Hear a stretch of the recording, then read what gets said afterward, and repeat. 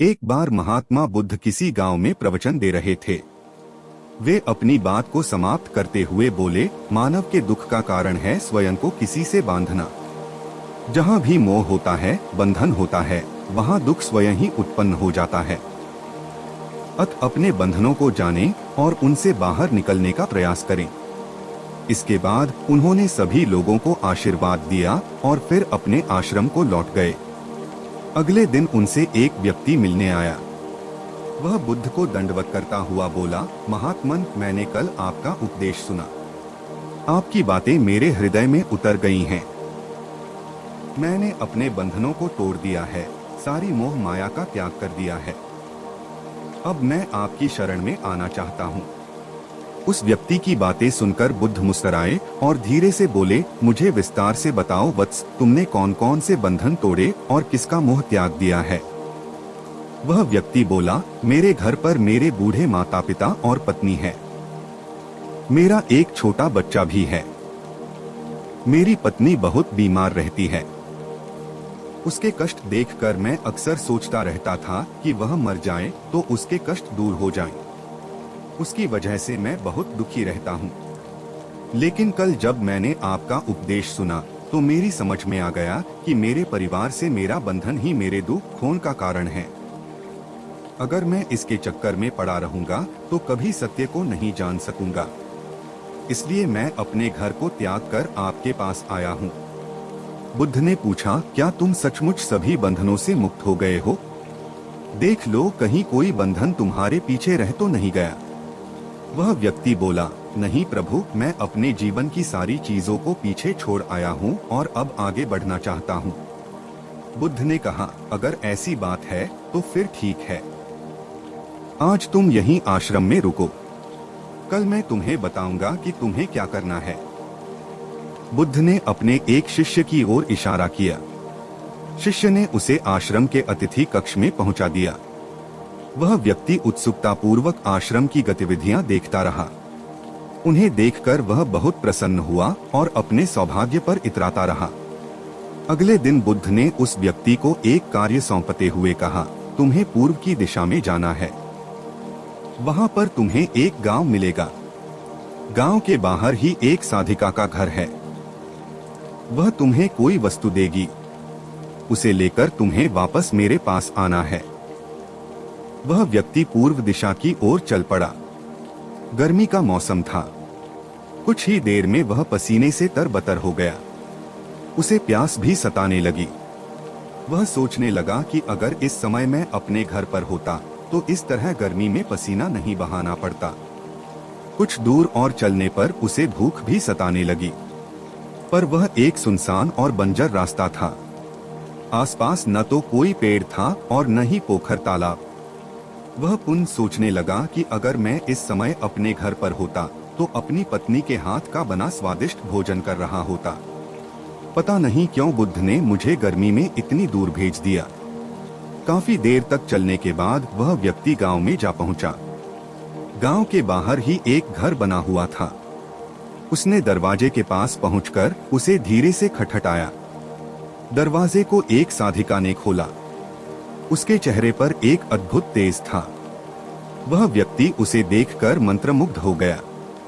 साधिका ने उसे अभिवादन करते हुए कहा, मैं जानती हूँ कि आपको बुद्ध ने भेजा है। आप अंदर आ जाएं। वह व्यक्ति घर के अंदर चला गया। साधिका के कहने पर उसने पानी से हाथ मुंह धोया और एक चटाई पर बैठ गया। साधिका ने उसके सामने भोजन की थाली रख दी। वह जल्दी जल्दी भोजन करने लगा। अचानक उस व्यक्ति की नजर साधिका के पैरों पर पड़ी। उसके पैर बहुत सुंदर थे। वह उन्हें देखता ही रह गया। तभी साधिका ने उसका ध्यान भंग किया। वह बोली, जिस व्यक्ति को बुद्ध के चरणों में स्थान मिल जाता है फिर उसे किसी अन्य के चरणों की आवश्यकता नहीं पड़ती। साधिका की बात सुनकर वह व्यक्ति लज्जित हो गया और नजरें नीची करके चुपचाप भोजन करने लगा। भोजन करने के बाद साधिका ने कहा, आप बहुत दूर से आए हैं, थक गए होंगे। यहीं चटाई पर लेट जाएं, मैं पंखा कर दूंगी। वह व्यक्ति बहुत थका हुआ था। वह चटाई पर लेट गया और अपनी आंखें बंद कर ली।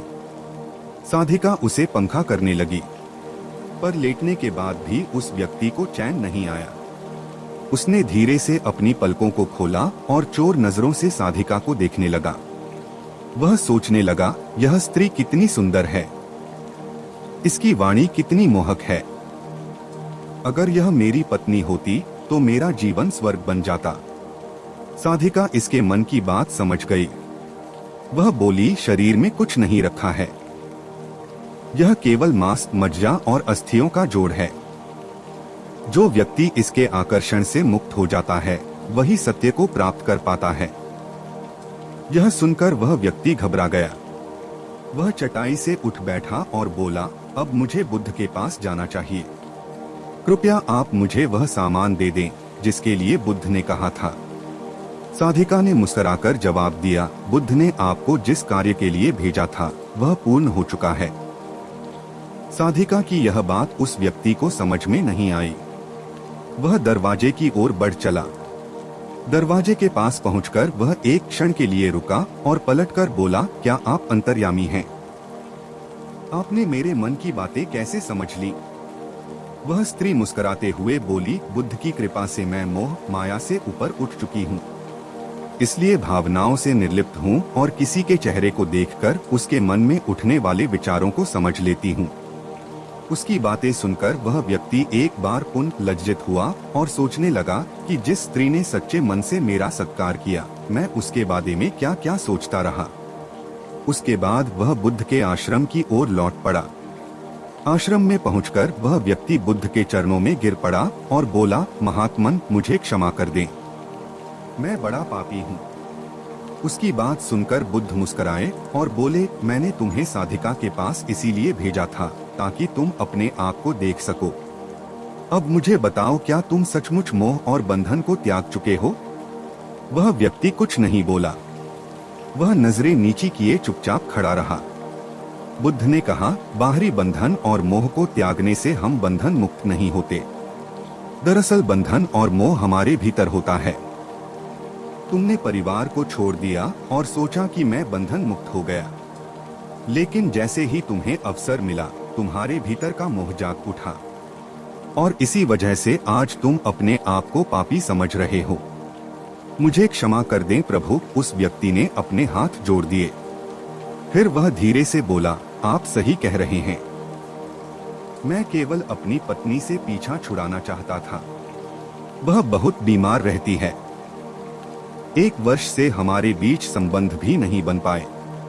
मैं कुछ ज्यादा कमाता भी नहीं हूँ, इसलिए मैं अपने परिवार के दायित्वों का निर्वहन भी ठीक ढंग से नहीं कर पा रहा हूँ।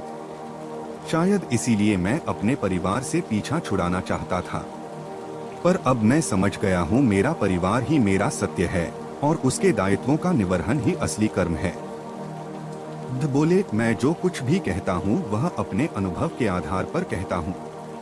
लोग मेरी बातों को सुनते तो हैं, पर वे अपने स्वार्थ के अनुसार ही उसका अर्थ ग्रहण करते हैं। इसीलिए मोह, माया, कामना, इच्छा, वासना, क्रोध को लोग बाहर की ओर खोजते हैं, जबकि यह हमारे भीतर ही है।